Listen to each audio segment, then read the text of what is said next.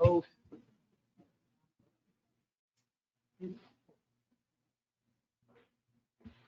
Make sure my phone is off.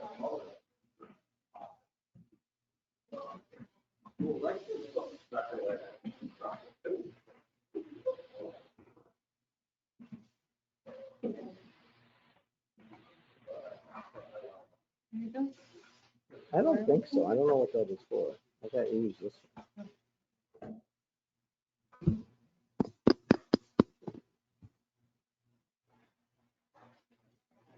Yeah, the woman for 100. My goodness, she is fine with it. I mean, she was a little hard to get her out of the chair, but she's still driving. Yeah. She's got a Prius. The 100-year-old woman is still driving. She's pretty sharp for 100 years old. I said, oh my, holy cow. If I get to be 100 years old and like that would be like the best. Think about it. She was teaching high school when World War II broke out. Think about that.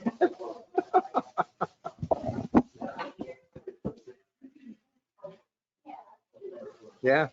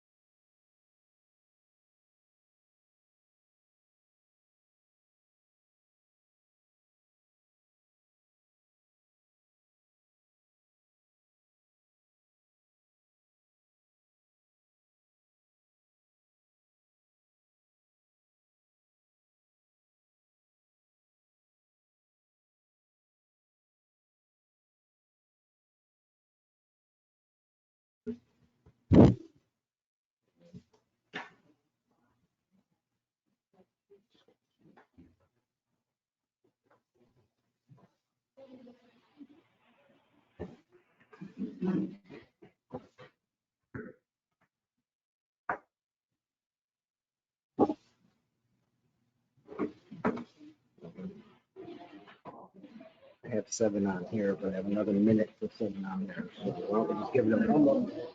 Yeah, just 1 minute. I got 7 on the dot. That's 7 on the dot.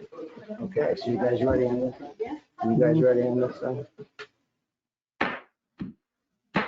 Good evening and welcome to the May 4th meeting of the Glenville Town Board. Please rise for the invocation and pledge of allegiance.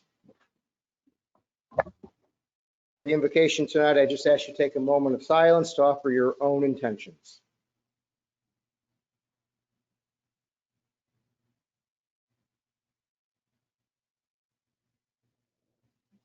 Amen. Allegiance to the flag of the United States of America and to the republic for which it stands, one nation, under God, indivisible.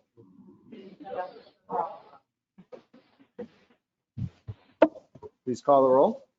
Councilman Martin? Here. Councilman Ramichardt? Here. Councilman Guzinski? Here. Councilwoman Worsowski? Here.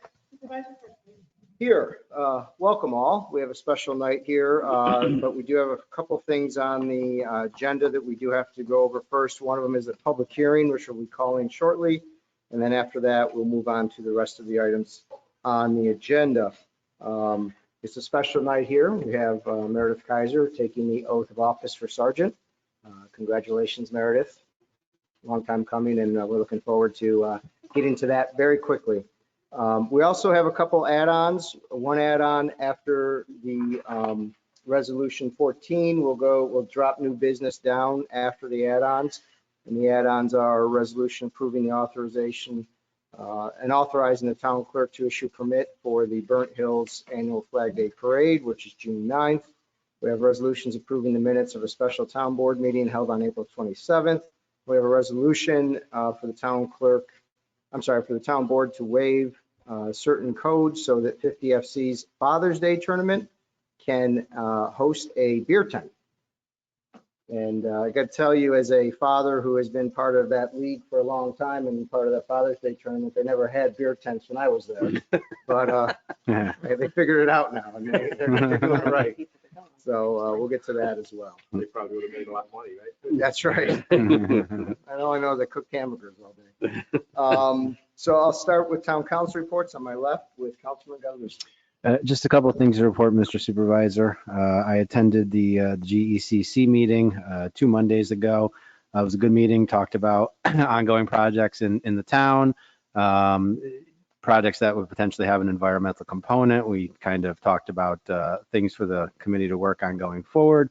Talked a little bit about the solar moratorium. A couple of the members expressed an interest in putting together some thoughts for a code revision committee to consider. I asked them to, if they had them, to send them to me. Now I would pass them along to Councilman Martin. I haven't received anything. Did put that out there. 2 Saturdays ago, I attended the park cleanup over at Collins Park down in the village of Scotia. I think this is probably my 4th or 5th event, a park-related cleanup event. And every time I attend one of these, it's always amazing how much stuff being a nice way of putting it, one picks up over the course of the day. So to that extent, it was a successful event. We cleaned up the park a lot, just as a friendly reminder to kind of put out there in public. Be mindful of what you're leaving behind when you use the parks. They are a common area. We're very fortunate in both Glenville and Scotia to have beautiful parks and an amazing park system, and just be mindful of what you leave behind. And then lastly, I just would join in the supervisor and the other board members in offering my congratulations to Sergeant Kaiser. Congratulations. Thank you. Councilwoman Worsowski. Yes, Mr. Supervisor, just a few things. Just a reminder to our residents that open burning within the town of Glenville is still banned until May 14th. We are still at a very high risk for brush fires, and I'm sure your local fire department would appreciate it if you would refrain from any open burning until at least May 14th. Love Your Parks is this Saturday, and we have several different events planned. So at 10 o'clock throughout all of the parks. 9 o'clock. 9 o'clock. 9 o'clock. Oh, good thing you told me that. Okay. 9 o'clock. So that's coming up. And I'd like to also offer my most sincere congratulations to Sergeant Kaiser. You've always been very welcoming to me within the police department, and I'm very pleased to see you take on this new role. I have the utmost confidence that you will be successful and you'll do very well. Thank you for all of your service to the town thus far, and looking forward to see how well you do going forward. Congratulations. Thank you. Councilman Martin. Yeah, just a couple things. I attended a meeting of the Glenville Local Development Corporation. One of the things they've been principally working on is the subrecipient agreement, where they're going to be administering our micro enterprise program that was funded with a state grant. This is a great situation for both parties involved. Certainly, the town can use the administrative help. This will be paid for out of the grant, and it's used to offset the GLDC's costs, and they can sorely use this infusion of funding. But the most important aspect of the program is this is a grant program that provides up to 90% grant to micro enterprises, which are businesses of 6 or fewer employees in the town. So as you can see, this is something that really helps our fledgling businesses, and it can be used for inventory, working capital, virtually any need that a business owner has. So we're really excited about this program, and we're very excited to have GLDC. They're helping this. And then on the solar comments, I welcome those comments from the GECC. We have our first meeting on that, I think, coming up. I think it's May 17th, I believe, for the code revision committee. So we'll be taking up that changes. I expect it to be somewhat of a lengthy process in being thorough. It'll take a few weeks, if not months, but we'll have a good set of revisions coming out of that.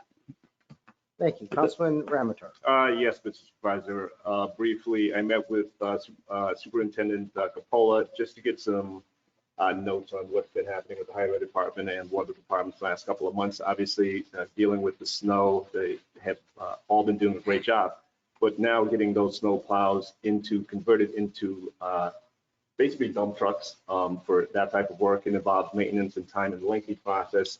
Sometimes they're finding out what's working with those trucks and what needs to be replaced. That's where some of these resolutions come from.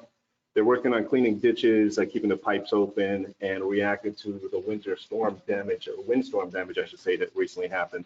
Picking up limbs, fallen trees within the town, and it's not something that they do consistently, but they try to, on those severe storms, approach the entire town, which can take up to a month.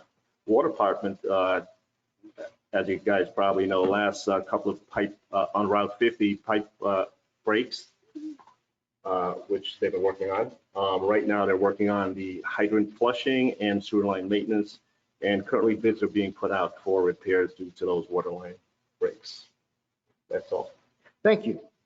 Next item on the agenda is supervisor appointments, and this is something typically happens at the organizational meeting with liaison roles, but there are 2 roles that have popped up in the interim since our last organizational meeting in January. And Jim and Councilman Martin and Councilman Ramatar and I have been working on a new focus for our small business. Councilman Ramatar, I've asked, and he's graciously accepted, to take on the role as the liaison and chair of the small business task force. Councilman Ramatar will be working with small businesses and community leaders on ways of trying to engage our small businesses a little more focused. And we really thank you for your leadership in that area and all that you're going to do to get accomplished. So we're looking forward to hearing back from you on that. Thank you. Appreciate it. Thank you. And secondly, what's come somewhat apparent a couple times really, and now we finally just put a focus on it, is a personnel manual is a little bit out of date. I asked Councilman Galuski to kind of take up the role of taking that on, working with our HR, Vicki Hillis and Jason Cuthbert, and of course our legal team on just updating and working with maybe a consultant on getting that done. There's so many things that have changed in the area of human resources, as you all know, and we just want to make sure we're up to date on that as best as possible. And Councilman Galuski, well equipped as an attorney himself, and I think able to take that on. And I want to thank him for taking that on. And again, we're looking forward to updates, and anybody who has any, take a look at the personnel manual. If you have something you think needs to be addressed, please direct it to Councilman Galuski. I'm also a self-proclaimed exemplary employee, so I feel like I'm very. Wow. feel like I'm ready for the task. So I was gonna say something, but I'm not. I'm gonna Well, let- there's all sorts of things that Yeah, can be very- said, but we'll refrain. Very rarely do I let it go, but I'm gonna let it go, because we have a big night ahead. Thank you, Councilman Galuski, and let us know if you need anything from us. Thank you, Mr. Supervisor. You get no budget with this, by the way. I understand. Thank you. No lunch expenses. Yeah. So now move on Familiar. to the public hearing, which we do have to have before we get on to other business. So this is a public hearing to hear all those interested in the change to the building, construction, and fire prevention code of the town of Glenville. I will open that public hearing. I will say this is an amendment that was made to the state law, which means the town now has to comply, so we have to change our code. But that said, anyone who has any interest, Jim, do you have a recap of maybe some of the changes? No, I just really, basically you captured it is, these changes come down from New York State and we're, have been for years, if not decades, charged with implementing the building code on behalf of the state through our building inspectors here in the town. And when changes in the state laws happen, that translates and trickles down to us.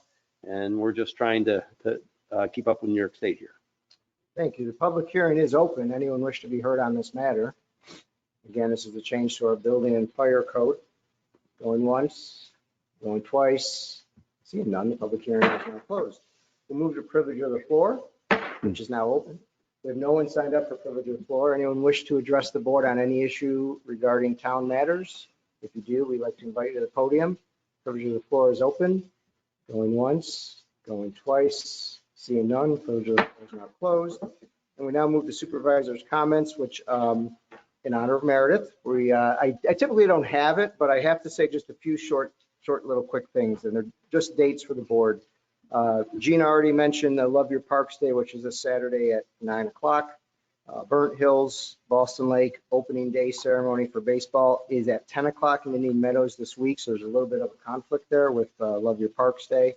But, if we can make both, we'll try. May 25th is the Scotia Parade, Scotia Glenville Parade on Mohawk Avenue. I don't have the time on when that starts, but we can get all that for you. June 9th, as I said earlier, is the Flag Day Parade in Burnt Hills, which starts up in Boston and comes down to town of Glenville. Last Thursday, I know some people are interested in this. Last Thursday, I was honored to throw the first pitch at Scotia Glenville softball. And I know many of you thought I wasn't going to make the plate, but I did. It was a little high and outside, but they called it a strike anyway, so it was a good pitch. And that opened their season. Never threw a ball underhand before, so that was kind of new for me. And I just want to take a moment to recognize one of our residents. Some of you might have seen in the Gazette today that Mary Herrick turned 100 years old today here in the town of Glenville. I was able to take a few minutes and visit with her before she went to dinner with her family, and she is if she told me she was 70, I would have believed her. It was amazing how spry she was, and we have declared today Mary Herrick Day throughout the town of Glenville, so it is her day. But just some quick highlights. She moved here 1946. Prior to that, she was a high school teacher in Pennsylvania when World War II started. Wow. You can imagine that. Built her house here in Applause on Hill Street in 1949 with her husband, raised 3 children. Her husband has passed, unfortunately, but she's the first, they are the first occupants of the house, the only occupants so far. There's a long list of things she did here with PTA and was involved in the Schenectady Light Opera and so many things throughout Applause in the town of Glenville. But she has, I'm just trying to, she has, it doesn't say here, she has like 6 great-great-grandchildren, which I think she's probably most proud of. I'm sorry, 2 grandchildren, 7 great-grandchildren, and 6 great-great-grandchildren. So we wish her, just take a moment and let's give her applause. She's not here, but give her applause for making it happen.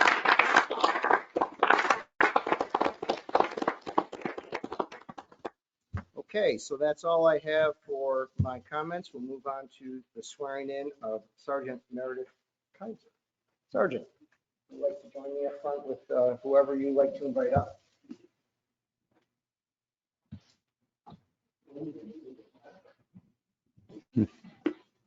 Oh, Chief. I'd like to ask Chief Janet to say a few words before we start. Stand by.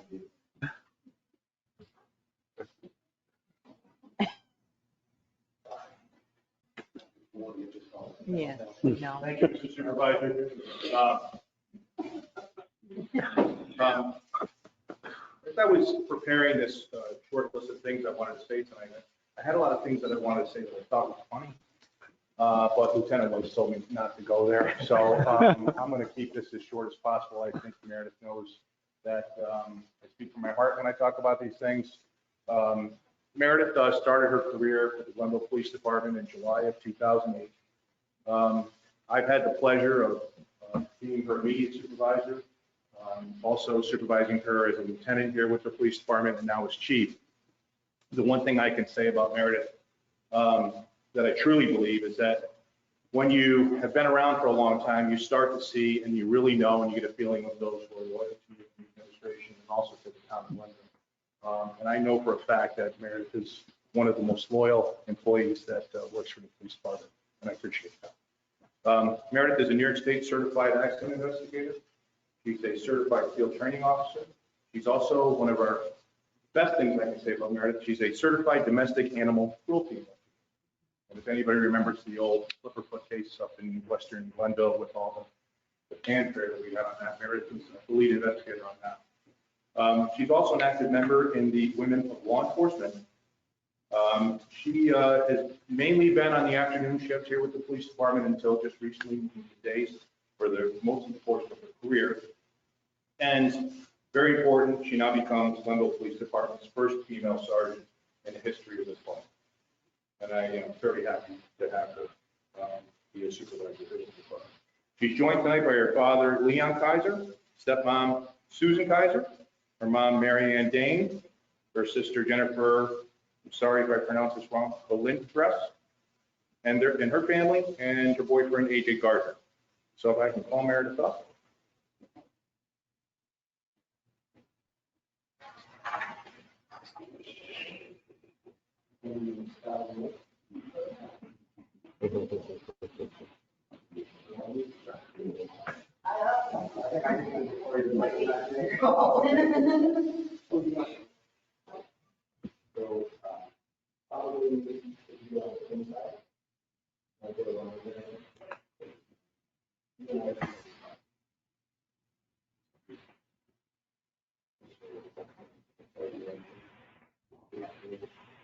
I, Meredith Kaiser. Do solemnly swear. That I will support the Constitution. And the laws of the United States. And the Constitution. And the laws of the state of New York. And I will faithfully discharge the duties of sergeant.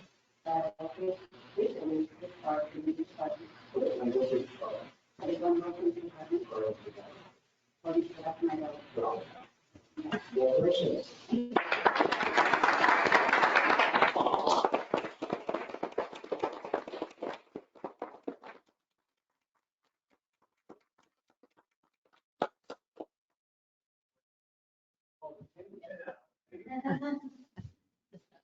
Little piece of jewelry.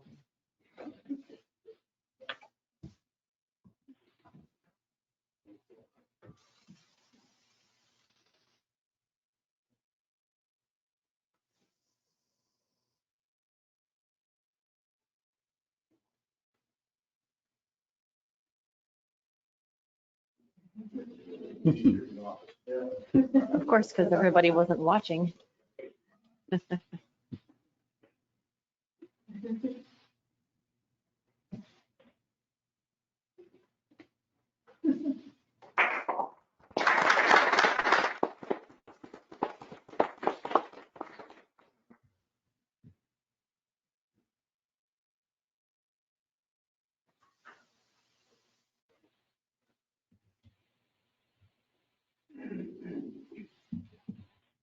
I'd like to share a quick story about the person who most shaped me into the police officer, now sergeant, that I am today. My father, Leon, has shared a few things with me that have been his philosophies on how to live life, like everything in moderation and pay me now or pay me later. The most valuable saying that I've carried with me throughout my career as a police officer, something that my dad learned while he served as a Waterville League policeman in the mid-1960s. His police chief, Charlie McAndrews, would tell him, "Leon, we are here to help the people." What he meant by this was, we are here to serve and protect. His focus was not on his own career path, but his purpose as a policeman. When I told my father that I was going to be a police officer, the first thing he said to me was, "Don't they have a height requirement?" The next thing he told me was, "The community police are the real police." Then he taught me the words of Charlie McAndrews, "We are here to help the people." There are many similarities in the social and political circumstances between the mid-1960s and today. There were race riots, great political divide over the handling of Vietnam. Today we have similar racial divides, and not only divide over politics, but how we handle foreign affairs and our decisions on how to handle the pandemic. Still, the most important values I take with me that my father carried as a policeman is that I'm here to make our community safe and to treat people with respect. I'd like to thank Chief Janet for trusting me and giving me the opportunity to help use this concept moving forward with the Glenville Police Department. We're fortunate to have a supervisor and town board that I believe share similar goals. I'd like to thank my family, my friends, and community members that have supported me on this path. I'd especially like to thank Lieutenant White for sharing with me his many years of guidance from being my field training officer and 14 years later now my direct supervisor. I am so thankful for the support of my boyfriend, A.J. Gardner, who has been my strength behind me through any challenges that have come along. We have so many new members of our department. I'm so excited to be given the opportunity to lead them on their own swift career path. Thank you.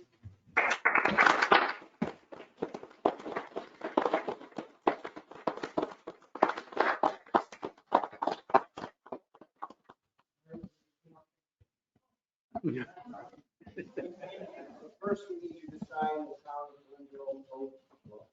First, gonna come out and help with that. Make yourself at home, Pete. Welcome, welcome. Would you like to be Thank a you so much. supervisor now? Can I hit the gavel? You sure can.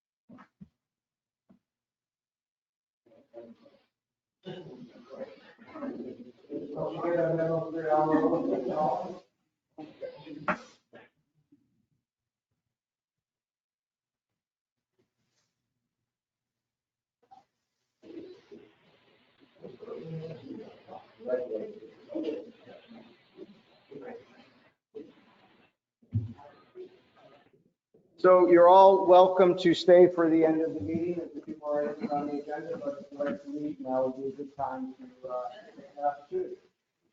The town board is welcome to come join us in the flight line as usual after the meeting. Thank you.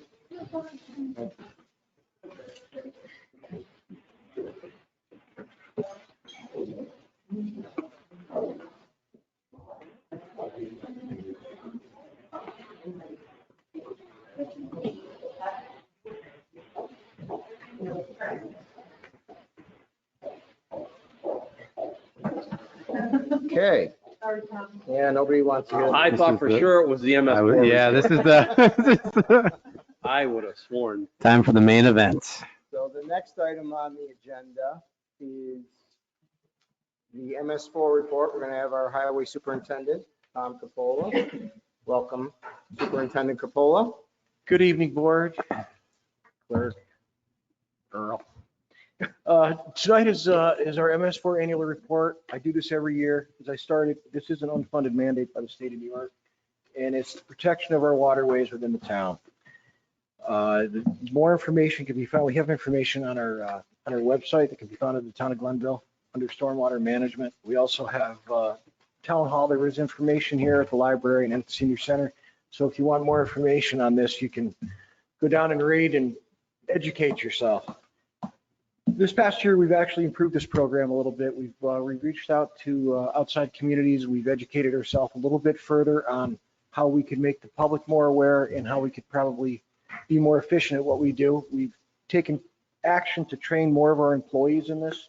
So help with the building department, actually DPW people that fall under my supervision they have awareness of what to look for, what to react to, how to handle an illicit discharge if they see it, if they have a septic tank that's leaking in the field that they notice.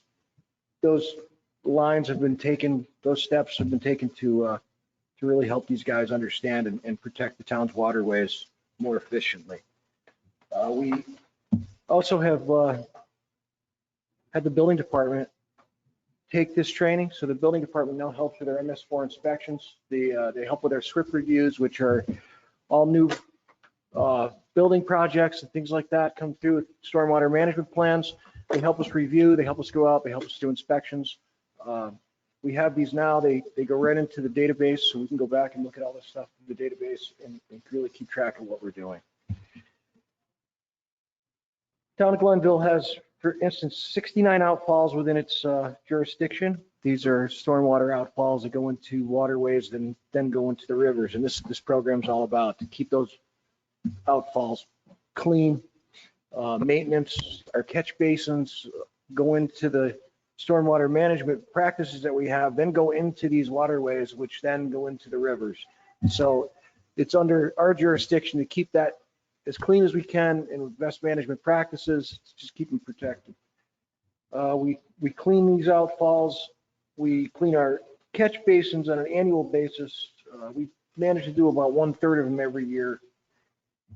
We have taken to date this year sweeping. So we have to sweep our parking lots, clean our parks, do things like that to be proactive in this. We've swept about 8 acres of our parking lots throughout this year. We've done 186 miles of road. We've cleaned about 40 miles of ditches. Catch basin inspections and cleaning of 129. And we have now reached about a 50% training for our employees through the building department. We've also reached out to park planning, and we've also reached out to actually our people who live in the community to give them better awareness. These are people that we have like in our associations that we deal with all the time, the Woodhaven Association, Outpost, things like that. We try to keep them educated in the same thing. This is it in a nutshell. If you guys would like more information, like I said, you can go on the webpage. You can go to the areas that we have in the library here at Town Hall and read up on this. And I got to give a special to Melissa, Arnie, and Dana and Jim in the building department. We give them a special thanks because they really worked hard on this report, and they've helped us out immensely in the past couple of years to make this program more efficient for the town. That is the conclusion. Thank you very much. Anybody have any questions for Highway Superintendent Capola? Seeing none. Thank you. You're welcome. Appreciate it very much. Thanks, Tom. Thank you, Tom. So we'll move on to resolution 11, adopting the proposed local law 4, amending a certain chapter of building construction and fire prevention for the code of the town of Glenville. Do I have a motion? I'll move it. Do I have a second? Second. Moved and seconded. Any discussion? Yes, Mr. Supervisor, this will enact the changes to the code that were previously the subject of our public hearing earlier this evening. Thank you. Any other questions or comments? Seeing none, please record the vote. Councilman Martin? Yes. Councilman Ramichardt? Yes. Councilman Gunnarski? Yes. Councilwoman Wozzachowski? Yes. Supervisor Pettsley? Yes, resolution passes. Next resolution, resolution 12, approving the riveting MS4 annual report provided by the Highway Superintendent, Tom Capola. Do I have a motion? So moved. Do I have a second? I'll second. Moved in second. Any discussion? Yes, Mr. Supervisor, this is to approve the MS4 report that just Tommy just explained to us. Thank you. Anything else? Seeing none, please record the vote. Councilman Martin? Yes. Councilman Ramichardt? Yes. Councilman Gunnarski? Yes.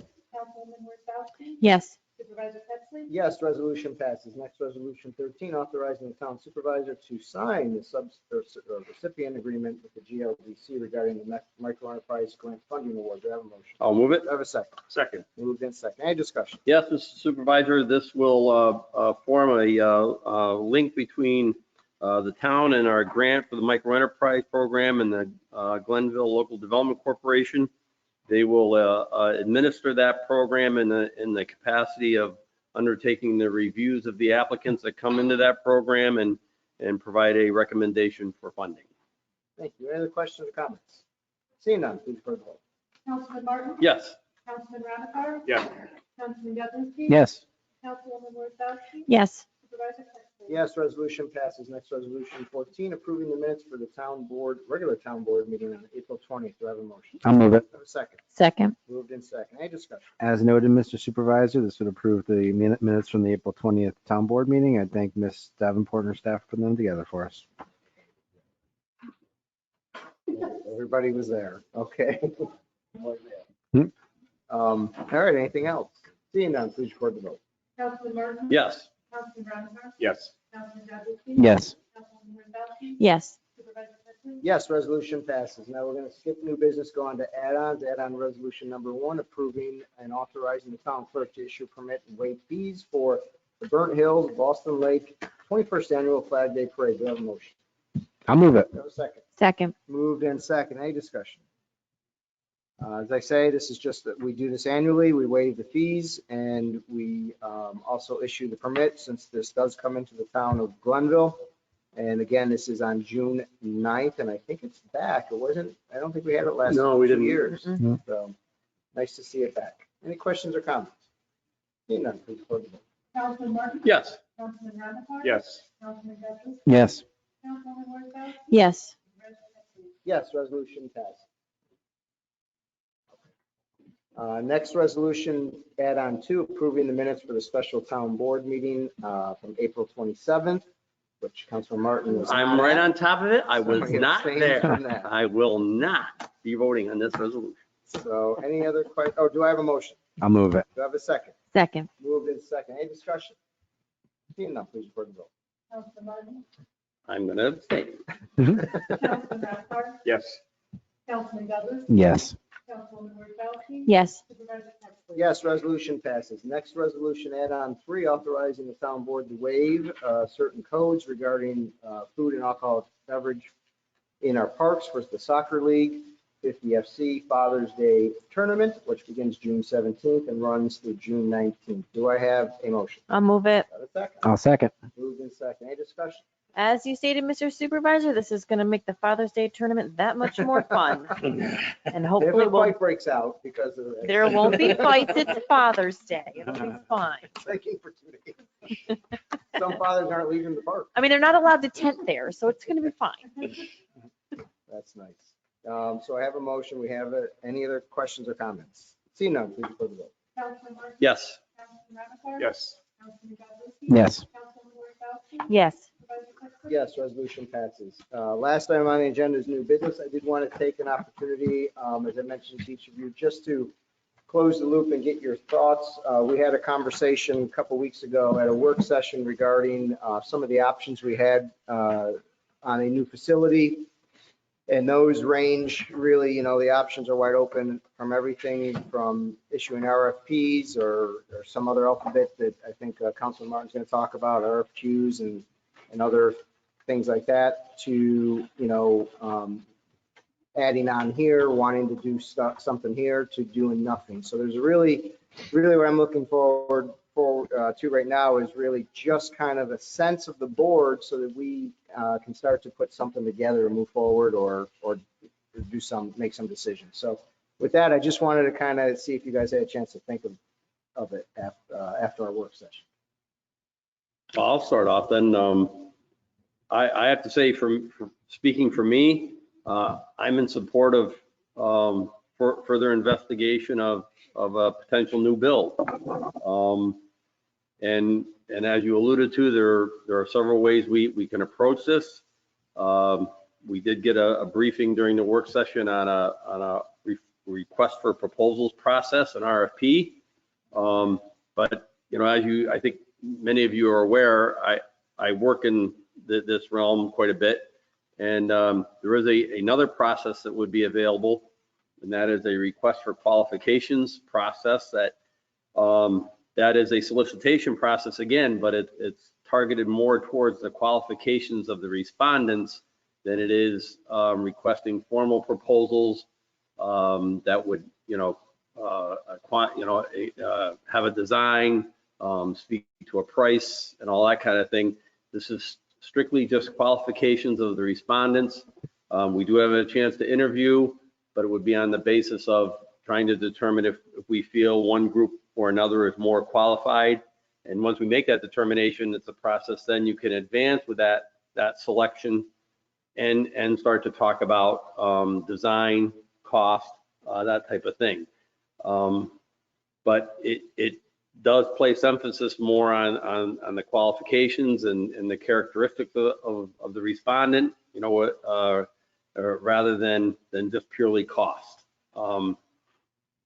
I've done it. I think it's a good process because we certainly want someone who's qualified because this is important stuff. This taxpayers' money. We want to make sure and it's a principal building here in the town. It serves a very important function, a lot of functions, and we want to make sure we get it right.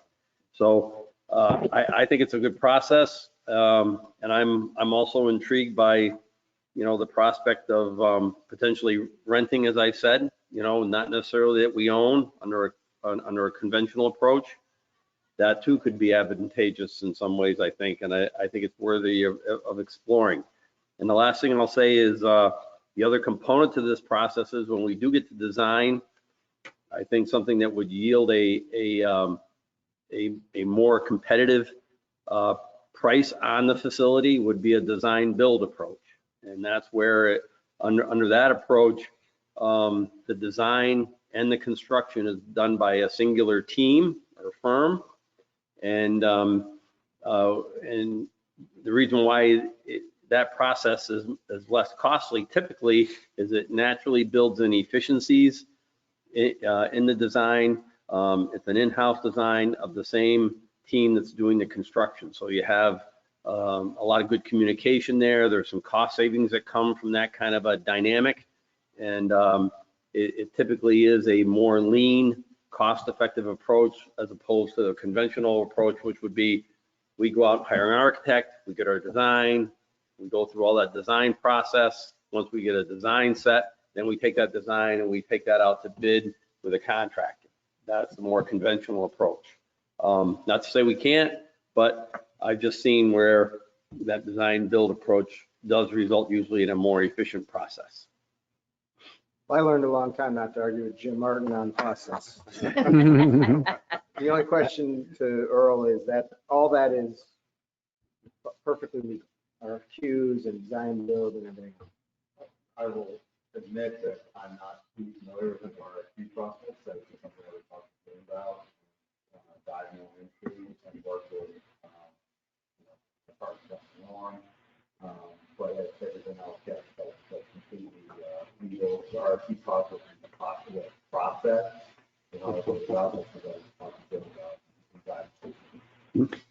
Happy to help. If when Councilman Martin, when we discussed this at the work session, I was I found Councilman Martin's statement to be compelling, and the RFQ, the one thing that I picked up on, I just want to make sure that like my understanding of it is correct, is based on what Jim was saying. The RFQ process, it seems like it's less of a, for a better term, binding process than the RFP process. It kind of allows you to throw your fishing pole out in the water and see what's out there and get a better sense. So yeah, I think that's the way to go. I think it's a good way to start this process and to see what's out there without really locking us into anything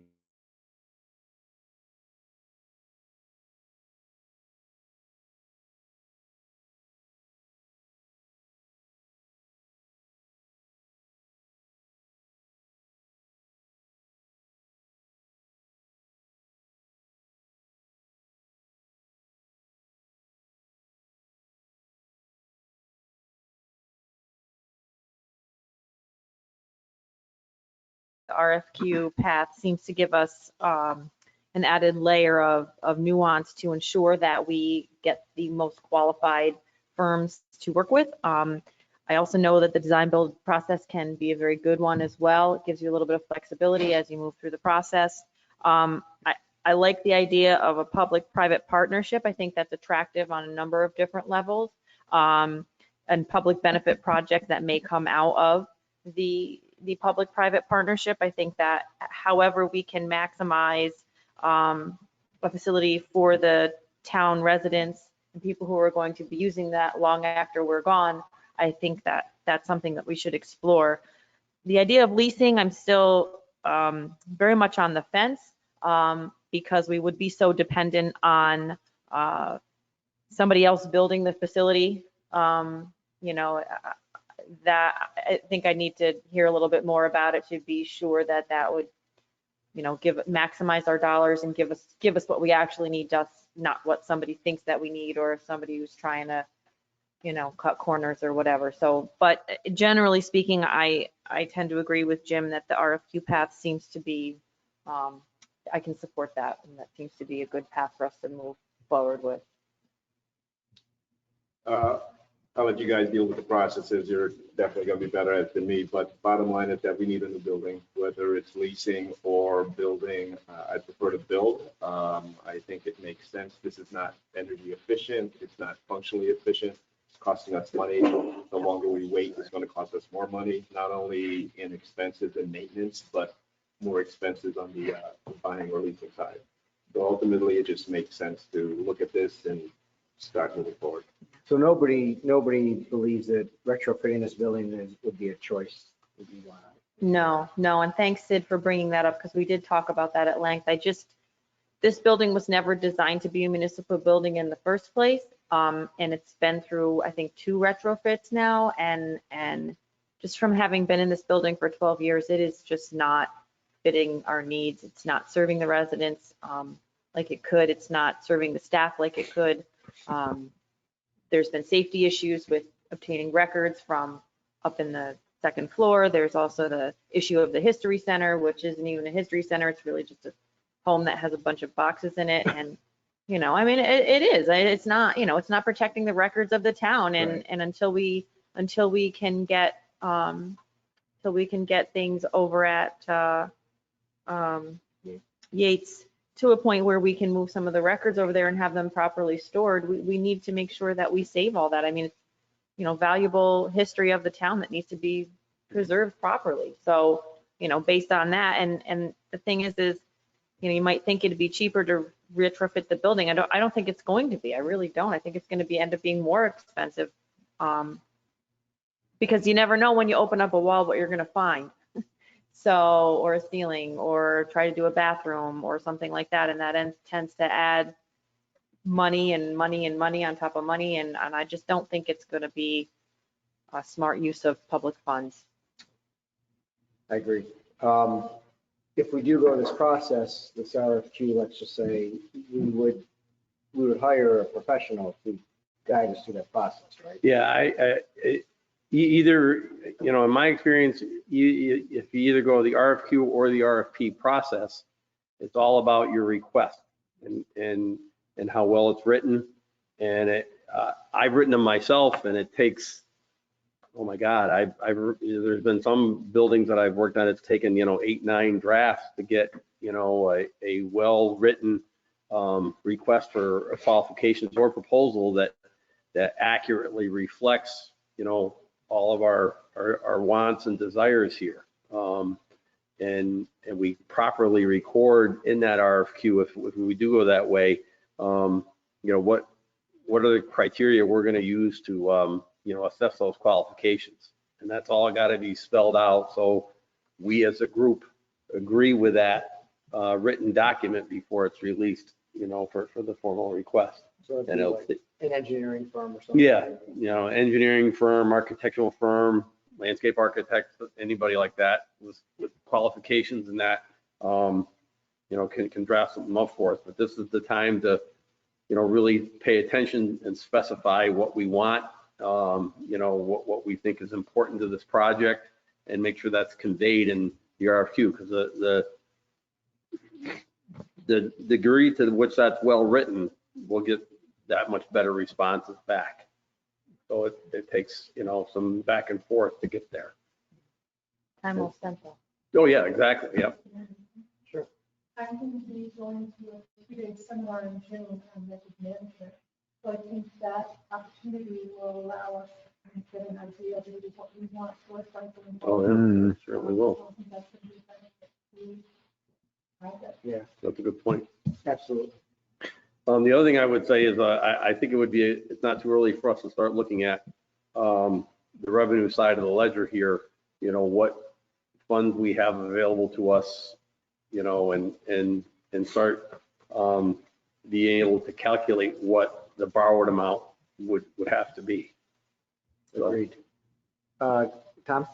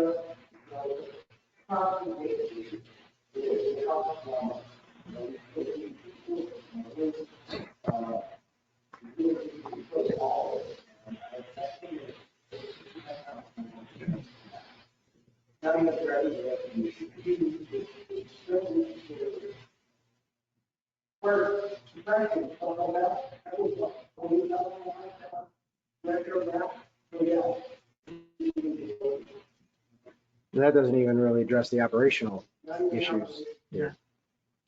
So it sounds like we're in agreement to move forward with at least exploring the RFQ, and Earl and Jim can maybe talk that out, and then we can get together a RFP for a firm to help us with the RFQ. Does that sound about right? Right, yeah. Yeah. Yep. That's like a lot of acronyms. And at least start the process and see where it goes. Anybody have any comments? I think just one more thing, because Jim's last point about fiscal responsibility and monies that might be available, I think that we've had our eye on the ball for a long time as far as trying to plan for this project. And so I firmly believe that whatever we end up doing will be affordable for the residents, and it will give them what they need and give the staff what they need. And it won't be a debacle of spending. It just won't be. I think that our budgeting processes are sound. The capital reserves that we've set up will put us in a very good position fiscally. So I think anybody that's watching this afterwards, I think it's important to note that. Absolutely. I mean, we're very aggressive on grants. That'll be a part of it. I'm sure. We have an ARPA discussion coming up shortly where there'll be some ARPA money, I'm sure, capital reserve, as Councilwoman Rosbowski talked about. There will be a bonding aspect. Unfortunately, rates are going up. Yes, we saw today, but we'll work through all that as we go forward. But we have been talking about this long enough that we have kind of set up the finance side fairly strong. The other final thought that comes to mind is I don't think this is your typical, at least from the discussions that I participated in with all of you, I don't think this is a typical just raw municipal building project.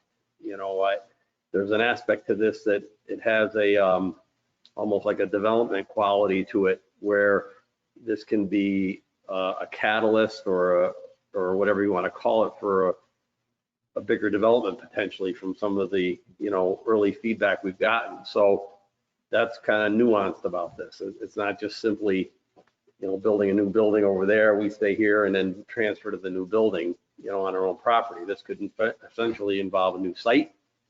And it could be, like I said, a catalyst project for a wider community development type of a overall project. So that's a neat quality to this and requires a little more, exploration.